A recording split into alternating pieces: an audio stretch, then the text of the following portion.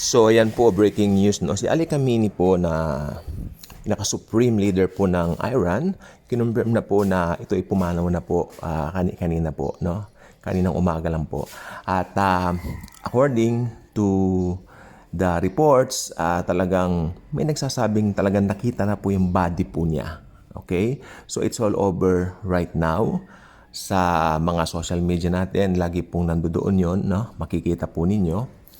Pero sa mga ganitong situation po, siyempre talagang high alert po ang mga situations.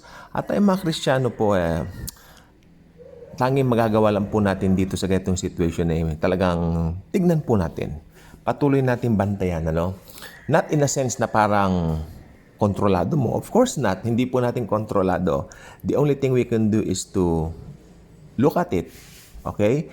At i-base po natin sa kung ano yung nasa Bible. Nakakalungkot lang po. Ito po talaga ang topic ko. Ito na po sasabihin ko. May mga ibang Kristiyano na naniniwala na yung mga prophecies daw na supposed to be nakikita natin ngayon sa news, nangyari na raw noon nung panahon daw ni Nero.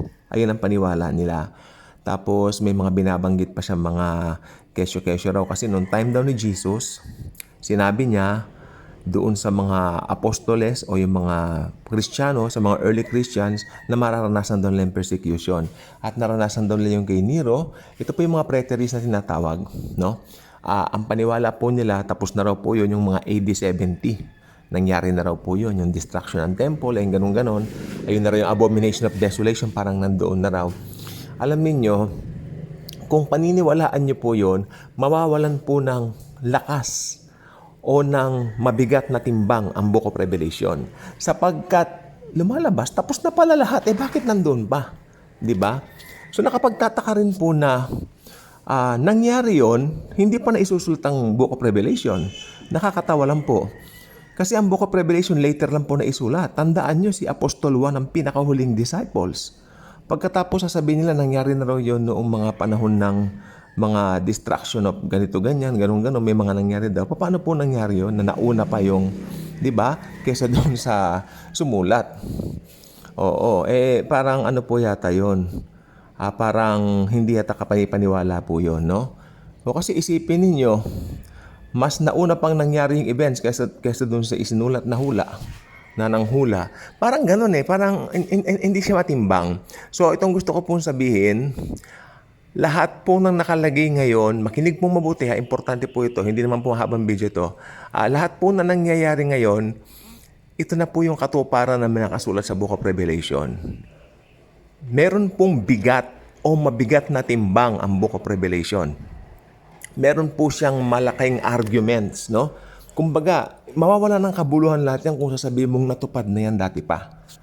Paano naman po yon? Hinulaan mo yung natupad na dati pa, parang maski bali-balig rin mong isipin, parang it's not worth it na pagtuunan mo ng pansin.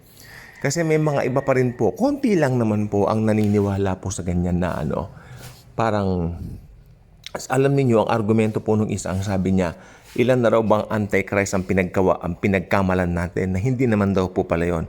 Of course, kasi kung may isang Antikristo lang nahulaan mo, yun na pala. Di wala ng excitement, di po ba? Di hindi na nag-aral yung iba.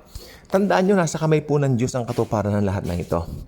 Pero nagbigay po siya, no? Tandaan po ninyo, ang Book of Revelation po, ito po ang aklat na hindi pa po nangyayari.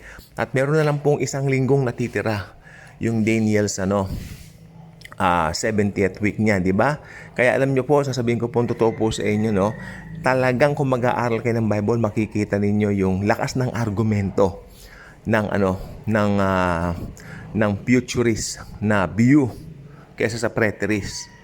So, hindi naman po tayo nandito para kaya lang nakakalungkot lang po na may mga ganun pa rin views na parang winawalang kabuluhan nila yung mga nangyayari sa present.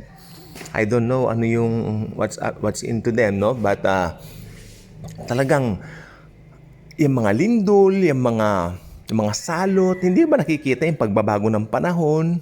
Tapos ito, bukas March 3rd, meron daw pong, sa isang araw pa pala, no? Meron daw pong blood moon. Alam niyo yung blood moon na ito, na sinasabi sa Book of Revelation, sa tribulation pa po yun. Yung mga blood moons na ganyan, maganda tignan, panoorin, no? Pero significance for the end times, siguro may pahapyaw ka, may patikim ka, pero hindi yan yun. Dahil ako naniniwala po, yan po yung blood moon na nasa Joel, mangyayari po yan sa Great Tribulation. Big events yan. Maski yung, ako, paniwala ako na ito, yung big one na sinasabi nilang mangyayari sa Pilipinas, mangyayari yon sa tribulation na. Dahil mabuti ang Panginoon, i-spare na po niya tayo doon. Okay? So, nakakatawa lang po yung ibang views ng kapatid natin sa Panginoon, may ibang kapatid natin sa Panginoon. I would say na i-take nila ng serious yung pag-aaral. Dahil ito na po yung mga katuparan, nasa mga news na po natin, nakikita na nga po natin. Ano po? So, yun lang po, and God bless po sa atin.